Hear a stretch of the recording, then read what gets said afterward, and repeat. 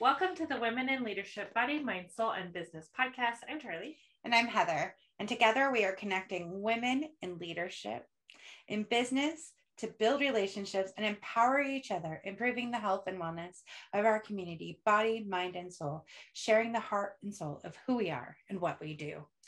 Back with us today is the amazing and beautiful blogger extraordinaire, Amanda Holler from Momming School, here to just have a great time with her again. It's just always a blast. Amanda, we love having you. Welcome back to the table. Thank you for having me. I like how we always never really know where these conversations go because we have one topic in mind, and I think the three of us together, we always tease hippopotamus. That's our code word for we're off topic. Right. Right. Stuff that we're not sure how long we'll stay on the topic. Right. So real quick for our new listeners, introduce yourself and tell people where to find you. Sure. So as Charlie said, my name's Amanda Haller. Currently, I am a homeschool mom of 4 kiddos. This is our first year that we're wrapping up, almost done with the things. I am a blogger, which means I have my own real estate in the virtual world where I can talk about whatever the heck I want, and I do that well. And I teach people or guide people on how to declutter their spaces and reclaim the space as their own, both as a home, and sometimes that equates also into emotionally, which is something we'll probably get into here in a little bit. Absolutely. That's perfect segue into our topic. Right. Our Sutra topic this week is Aparigraha, which is non-hoarding or non-possessiveness. It's basically the idea around that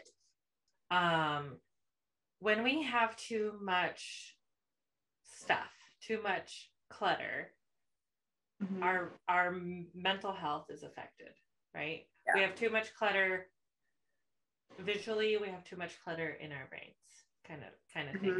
So, Amanda, let's talk about hoarding, shall we?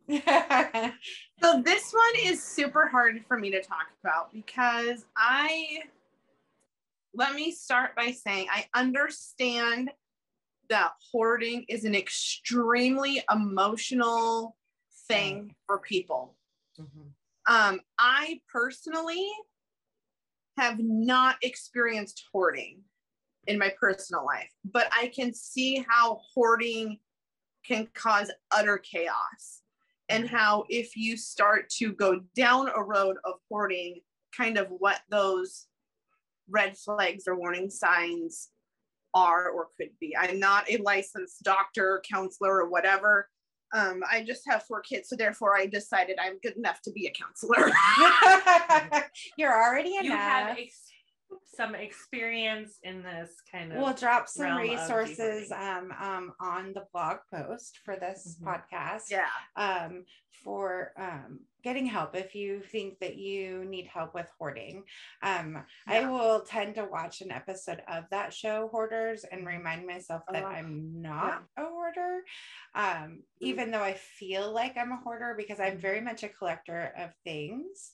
And we were talking about the process I am now is that I have these physical boxes of things, mm-hmm. and it is clearly a representation of the emotions attached to the things.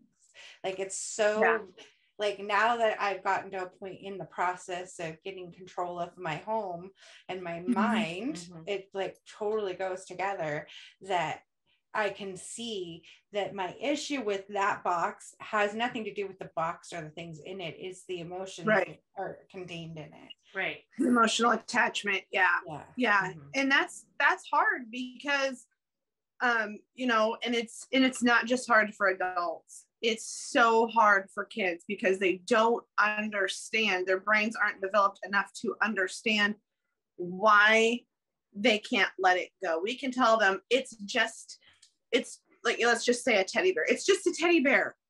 We can go to the store and buy another teddy bear, right? Theoretically, we can go to the store and buy another coffee mug. We can go to the store and buy another t-shirt. It's just a thing, right? Yeah. But for whatever reason, they are so attached to that teddy bear, or we're so attached to that shirt or that mug or whatever, that it's now a symbolism of something. And I believe that that's where it gets really tough. And especially people who have had little to nothing growing up. I think that making up for what they didn't have as a child, they're vicariously, they live through their children, or they're making up for lost time. Well, I didn't have this when I was a kid, and I'm an adult and I can do whatever the hell I want, so I'm going to get it now. You know, right. And before you know it, it's not just a box of things anymore. It's an entire storage unit worth of things, you know? Right. I have a good friend of mine who I don't know that she would admit she's a hoarder. It might depend on the day on if she admitted it or not. But she has moved from her home, and it was a good size home. It was well over 2,000 square feet. And I used to call her my Pinterest party buddy. My Pinterest party pal is what I probably should have called her. But she would put on these birthday parties that were phenomenal. I mean, like Instagram, Pinterest, like she pulled out all the, and then I started thinking to myself, like, oh my God, I want to do a party like that for my kids. So then I caught myself collecting things, right? So I love thrifting. I love going to thrift stores. I love garage sales. Show me a good deal. I am on it. Okay. That also creates a lot of problems because number one, I tend to not think about what I need to do ahead of that as far as financially, because I'm in the moment, because it makes me happy in the moment, right? So and it's a really good deal. How do you pass that up, right? Right. Or, oh my God, they only want $10 for this, you know, and this is like a thing I actually didn't realize. Found this giant clock that was $130 at Hobby Lobby. And I wanted to find a big black clock for my kitchen, but I did not want it to say Paris on it because there's too many like that. My house isn't Paris themed anyway, so that didn't make sense. Found one for $10, bought it for $10, brought it home, showed it to my husband, thought this, like, I had hit like the coolest deal. I'm like, God, look, it was originally $130. He's like, it's a giant ass clock. I don't care how much you paid for it. Where the hell are you putting this thing? Right? I wanted it for my kitchen. Okay. I found out when I got home, the clock didn't even freaking work. Oh man. Okay. So I paid $10 for a clock that didn't work, but I still hang it up because I think it looks good. Just don't read what time it is.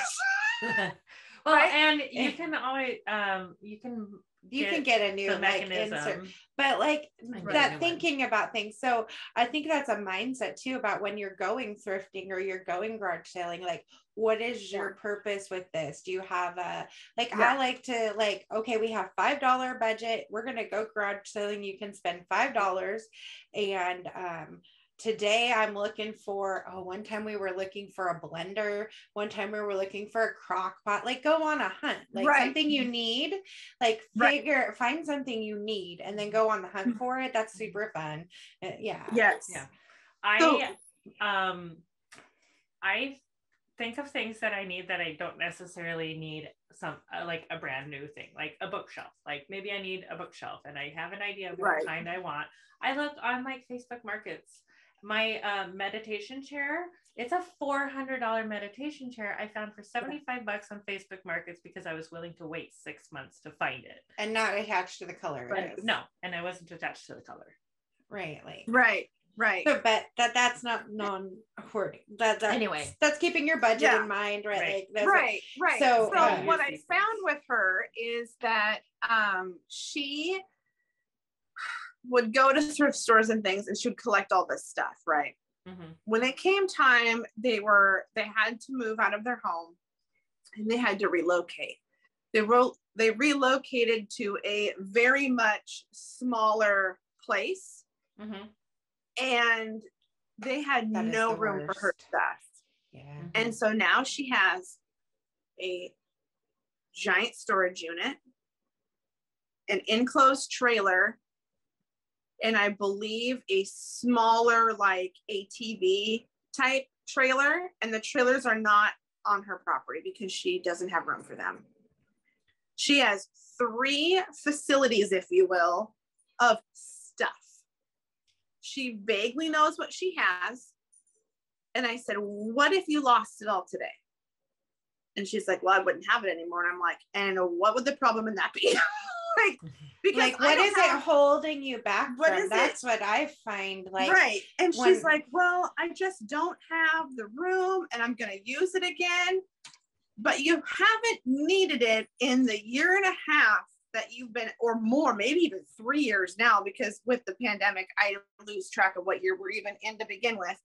It was yesterday. Yeah, it does. We never got 2020 in real life. So for her, it's though like she still sees things though, and she still wants to get them because, oh, that would go really cute with this other theme. And I told her, I said, how many chocolate fountains does a person need? She has like 4 of them. She could like all different sizes. I know, it's so hard when that's what you want to be, and that's like the energy that you want to create, and you really enjoy that, like throwing those huge parties for your kids that are themed, like it feels really good. At what point though, I think, I don't want to like call someone out on our podcast. That's not the point. The point is like taking yourself through the process of like, do I need to store this after? Who could I gift this to? Can I re-gift this to the thrift store so it can be used again by someone else? Because I'm going to want to create another cool thing, right? And also, that storage unit you're paying for, how much are you paying for that storage unit as opposed to just replacing the stuff? Like, if you have, let's say you have a $3,000 dining room set, really nice dining room set in your storage unit because you don't have space for it in your house. Well, how much are you paying to store that? And how many times can you replace it by the time you use it again? Yeah. Right? Yeah. Like the cost effectiveness of storing stuff you got at a thrift store. Like just thinking about that. And it doesn't have, you don't have to give it. Maybe you donated it to like a community center or a preschool that could use all the stuff. You know, there's cool ways to do it. You could put it on your Buy Nothing page that's around your area on Facebook and give it to somebody. I mean, the emotional reward of giving it away or selling it is gonna open up space for you in a different way. And you don't even know that these things are holding you like a tether. They're keeping you in one place in life. It's like a physical representation of what's going on in your brain. Everybody can see it and you don't even know it. Like it's like being in jail. You've put yourself in jail and your jail is your things. Ouch. Yeah. You know, and how long are you going to punish yourself? Like but again, it's coming from somebody who maybe can't, you know, like I've never been addicted to tobacco. I can't identify with somebody trying to quit, but I can understand that it's hard. Right. So I don't think that I've been a hoarder. Okay. Because when I think of hoarding, my brain goes to TLC hoarders, right? We think of like the absolute worst case scenario. And I don't think that the majority of people that are hoarders are truly hoarders to that degree. I think that there's a select few.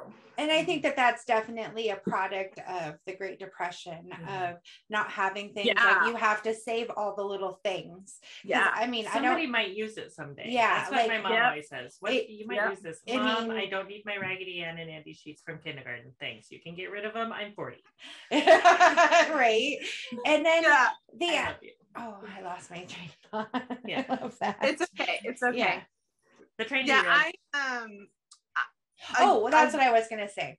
Okay, so I love your tip about like just picking one drawer and going through it. So when I did this tip in my house, I just like opened up my silverware drawer and I found that I have an entire container that's like a good size rectangle, you know, it's like as long as a knife, and it's like a drawer organizer for like knives and stuff, full of knives that we haven't used since we moved into our place. Like they're just literally sitting in the back of the drawer taking up space. And then I found out I have 3 coffee scoops. Who needs 3 coffee scoops? I mean, how much coffee am I making for me? Like, I was just like surprised by some of the things that I had in there, even though I felt like this was like an area that I had already gone through, like, and I had decluttered it, but like, there's still like, I love the idea that it's an ongoing thing. Like it's not a one and done situation. So we can hoard things in weird ways. Like how many pencils do you have? Like, oh my gosh, yes. Do you need 552 unsharpened pencils? Like my or child sharpened. and Doesn't her matter. craft supplies. Right. Oh. Like, well, craft supplies are hard. I mean, okay, so I would go ahead, Charlie. You finish what you're gonna say, and then that was just the comment. Like a craft supplies. To be fair, she's going to art school here soon, but yeah, she's got a lot of art supplies. Lots. Like my whole front room is full of craft art paintings. But it's very organized, and that's what I like. That well, you know, it gets messy, right? But like, you know where all the markers of one kind are. Like that's huge. Like, you know. Yeah. So craft supplies have been the bane. A love-hate relationship. Yeah, it's been a thing. If you've listened to me on this podcast at all, you know that like my catchphrase is "it's a thing." Craft supplies are really it's a thing. Were really tough for me because my kids, especially when they were younger, so my kids now are 11. Claire just had her birthday, and my oldest is 16. So when they were, you know, elementary school or whatever, I wanted to be that mom where we just sat at the table and we did stickers and stamps, and we built this set of toothpicks and paper clips and cotton balls, and you threw nothing away. You kept all the cereal boxes because we could take them up, contact paper, and now they can store, you know, coloring books, or they can store, you know what I mean? And repurposing things is great. If that's what brings you joy and that's what fills your bucket. Those like that box thing was a thing for a while, because you take a cereal box and kind of like cut it like the front part down a little bit, put some contact paper over it, let the kids draw on it or something. Then you just use a couple thumbtacks and stick the container to the wall, and now they got a place to store stuff. Like it was a thing, right? Like it was legit, a real thing. But how many cereal boxes do we need, right? Like there comes a point. So, and here was the thing with, so using the cereal boxes, they were great and it's a great idea, but they didn't hold up that long. So it was more cost effective in all reality to go to the dollar store and buy one for $1 that the bottom wouldn't fall out of, that I didn't have to continue to duct tape or packing tape anymore, because then it would piss me off that they're all over the floor now. And it just saved me the headache, right? So what I've taught myself with the crafting supplies, and again, it's so hard because I would get these emails from Michael's or Joanne Fabric saying, that's the worst. Blowout it's sale or early bird or this or that. And I'm like, oh my gosh, they have, and this is my Memorial Day weekend's like perfect for this, right? Like they have, you know, there's going to be a big sale on stuff. Buy one, get one half off. Buy one, get one free off the Happy Planner. Oh my God, I want to be so organized. I need the Happy Planner, or my life is not going to be organized. Then I convince myself I need the stickers to go with it. Then I need a new pen to go with it. And then I need the cute sticky notes. And then, oh my gosh, I'm going to need a cute drawer to put all of these things in. And before I know it, just to write down what the hell I have to do for that day has cost me over $100. And that is ridiculous. And crafting supplies were the same exact way. Oh, they have pom-poms on sale. Oh, well, I saw something on Pinterest 10 days ago or 10 years ago where if I took pom-poms and I glued them on the top of pens, it was so cute. Or we made caterpillars out of this and that. So before I knew it, I'm spending, and thank God I didn't actually walk into stores all the time. I would just add stuff to my cart so I could see how much I would have spent. And I will tell you, before you go buy craft supplies, go online, add it all into your cart, see how much you would have impulse bought then. And I almost promise you, you won't go to that store because you will realize that you probably don't have that much money to go impulse buy on craft supplies. I saw a TikTok where this lady is like, I did something absolutely unheard of. I went into the craft store and I bought one thing I needed, and back out. And she's like, I got my receipt and like my glue or whatever, the one thing you need. Like, it wasn't something fun, right? I try to give myself a budget for crafty things. Like, if there's going to be yarn, well, I don't really buy yarn anymore. She does not need more yarn. I have been trying to get rid of yarn because I can't crochet it fast enough. She's currently working on finishing about 500 projects. Yeah, I'm working on my UFO projects, my unfinished objects. Oh, that's funny. So, I love that. But what I did for crafting was I created zones. And then in the zones, like in the sewing zone, I separate that out. Like, this is mending. This is, then I had to create like little parts. Like, so am I going to ever use these patterns? No, I'm not. They can go, like, and so I really had to think about, like, just because it's a cool thing, I don't have to have it. What do I actually want to do? And what is going to create joy for me?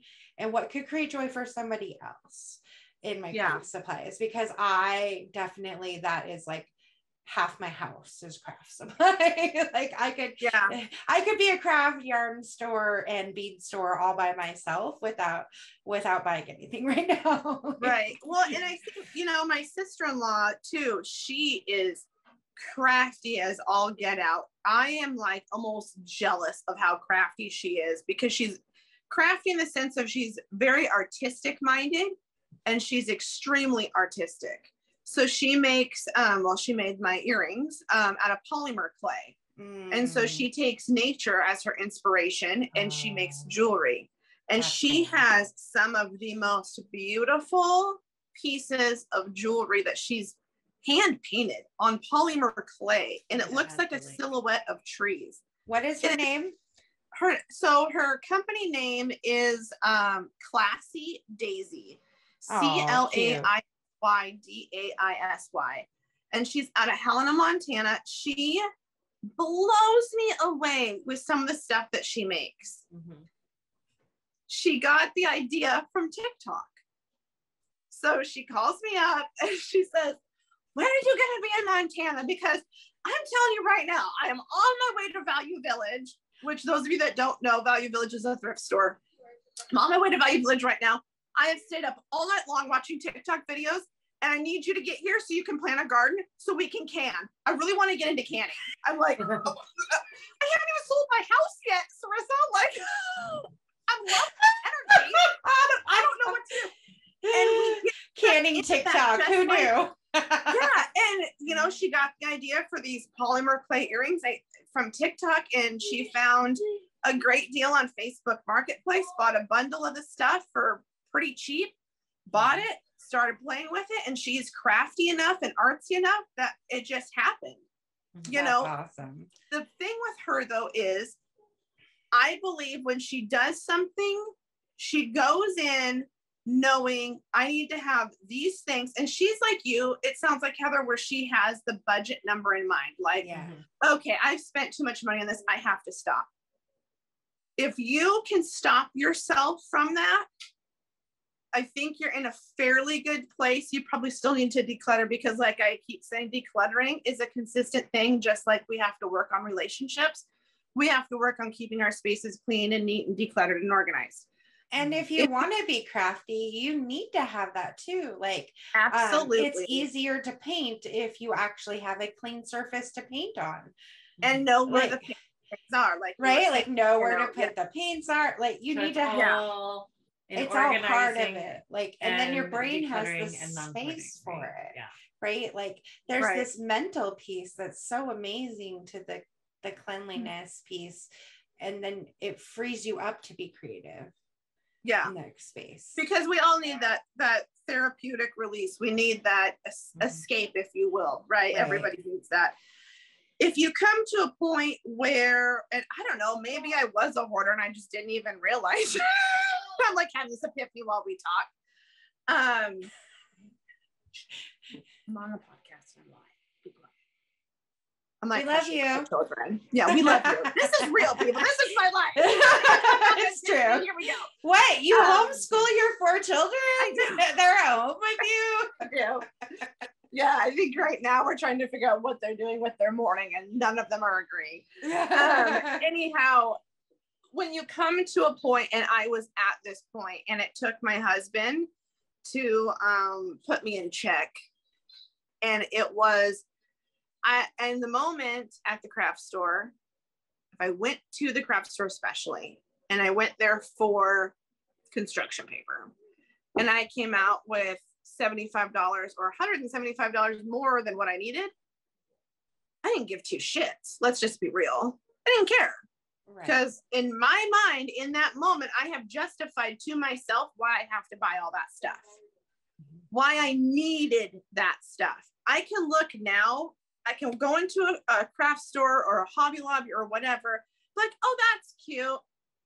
But then I can stop myself and put myself in check and say, okay, Amanda, if you buy this big ass clock for $130, it's going to make you happy right now because you're going to like the aesthetic that it brings to your kitchen. And let's assume I bought it brand new and it worked. All right.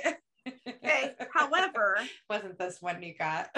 Right. However, that $130 that I just spent on that clock probably should have gone to paying the electric bill or paying the cell phone bill, or I could have bought maybe the ingredients to make cookies and, blessed my family in that way.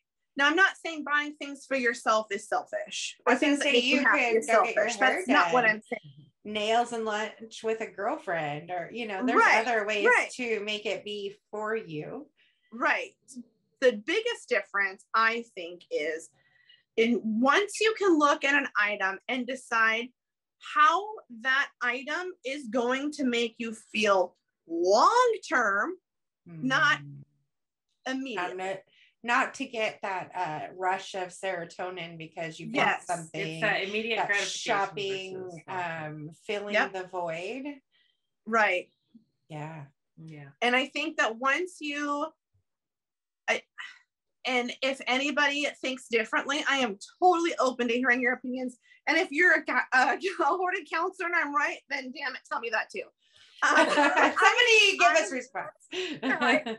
I think that people that tend to hoard are doing it because nowadays I feel like they're doing it because they get the instant gratification from it and it fills their bucket in that moment. If it still fills your bucket long term and you're not having anxiety from it, you're able to function, you're medically okay, health-wise and things like that, you have the space for it and that's what makes you happy, then maybe you're okay. But if you're coming to a point where, when you had mentioned your bathroom, how you would walk into your bathroom and you've already had a lot of anxiety and emotion built up about just stepping into the bathroom in the first place, but now you have all your laundry in there. I'm picturing my bathroom, which is very small. Like I have to walk in, scoot a little bit and close the door, and that's with it empty. It's a fairly small bathroom, right? There's no way I could put a laundry basket in that room. Right. And so just the visualization of, for me in my bathroom, I have a toilet. So now I have to carry toilet paper. So maybe that's on the wall, the little toilet paper thing. Then you have your counter where your toothbrushes are usually on the counter. You have drawers maybe for your hair things, or, cabinets down below for your, extra toilet paper, feminine products, things like that. But then to put a laundry basket in there that's overflowing with laundry, now you have to clean the bathroom, which I don't know anybody who loves cleaning a toilet. and a sink and a tub and the walls and the this and the, and it's I don't know anybody that's their jam. Room, right? It's like the most disgusting room in your home anyway. So I can totally see why people would be like, I'll just do that later. I'll do it later. I'll do it later. But the doing it later, it's accumulating more stuff, right? Think about the things that you use in one day. Yeah. If you didn't put anything away and it's all sitting out, and then you go the next day and you go get more of those things and they just pile and pile and pile, that's hoarding. I'm so excited that I reset my space this morning. Right. And we reset, I think reset our space here like daily, a couple times. You guys schedule it. We do. We schedule that in for ourselves. Yeah. I think too, what happens is that we are so busy that we are just in this survival mode. So that's what happens for me as I get into survival mode and I set stuff down on especially the kitchen table. Like it's a drop zone. Kitchen table. Yeah, it's a drop zone, right? Like the drop zone. So if I'm not on my own drop zone and making sure that I reset that space, then I don't get ahead of the game, right? Mm-hmm. And I think one of the cool things that we've started to do that helps with drop zone clutter is like the mail, taking all the junk mail out of it right away. And it goes in the recycle. Yes. I pass my recycle bins between my mailbox and my house. So I just go through the mail and check. Like it does. This She's stuff like, I doesn't even need to make it to the house. Oh, like, to then go into the recycle bin at the house to then be dragged out to the street. Not going to happen. I'm just going to deal with it now. And then just take to the house what needs to go to the house. Because I don't know, for years, that's like, the drop zone for the mail was like, go grab it. And then it would just go sit on my desk. And then like once a month, I'd go pay the bills. And then I'd go through a whole month's full of junk mail. And now I have this pile of stuff. And then because I'm a mom and busy, I got distracted, right? So now new mail gets put on the stuff I just sorted, right? And school papers. So paper clutter is another thing that's really hard. I know some people who see a bill and they're like, I have all my bill pay. I don't even have to worry about it. And they throw it away. They don't keep any of their bills. They keep like, and one of my sister-in-laws, she's like, I have birth certificates, I have titles and registrations. Beyond that, it goes in the garbage. I'm like, I could never. Because I feel like you don't even know, like, or like it just is so anxiety inducing for people. So this could be a whole nother whole podcast topic. And it's a whole nother style of hoarding. Like understand what you need and don't need. If you need help with that, go to momming school. I have a whole thing on paper clutter. But I feel really bottom line, if you need help with hoarding, the girls and I will put resources down below in the Women in Leadership website. Women in Leadership, www.womeninleadership.bsmb.com. And this blog will be the blog will be up and we'll have resources in there for you. Absolutely. And don't hesitate to message us either. Whether you go to momming school and message me on any of the social media things, you guys are, my link tree is down below. Click it, message me. I'll get to you. This is the real Amanda. She is real and huggable and fun, and she tells you how she sees it, and she's open to feedback too. So she's been you've been growing with us on this podcast, and we're super excited. We've had over 100 episodes. It's just so exciting, the space we're in. But as entrepreneurs, we need to remember it is also important for us to give in our community. And our Dog So podcast have asked us to consider donating to the Boogie Bin, which is a local organization that's collecting gently used or new items for pet rescue. And although their information is in our links below. Amanda, we're so grateful to have you come and talk with us about this very passionate subject that's so important to our brains and our growth as business people, as well as moms and leaders in our communities. Right. And going through your pet stuff is a great way to declutter some of that. because we all have extra pet stuff. Right. So, that'd be great. And it's donate easy, it to the Boogie Bin. and it'll feel good to give it to this organization. Yeah, absolutely. I even gave Charlie a bag full of dog food because I realized my dog didn't like it.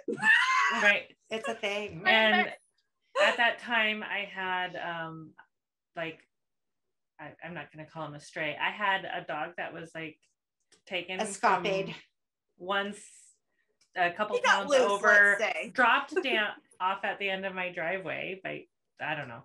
And I had him here on the property for a couple days. So having the extra food was helpful. And then I passed the rest on to be donated too. So yeah, it's all going to a good home. But again, thank you all for joining us on the Women in Leadership BSMB podcast. We love you all, and we can't wait to see you guys. Yeah, thank you for joining us at the table. Namaste. Namaste. Mwah.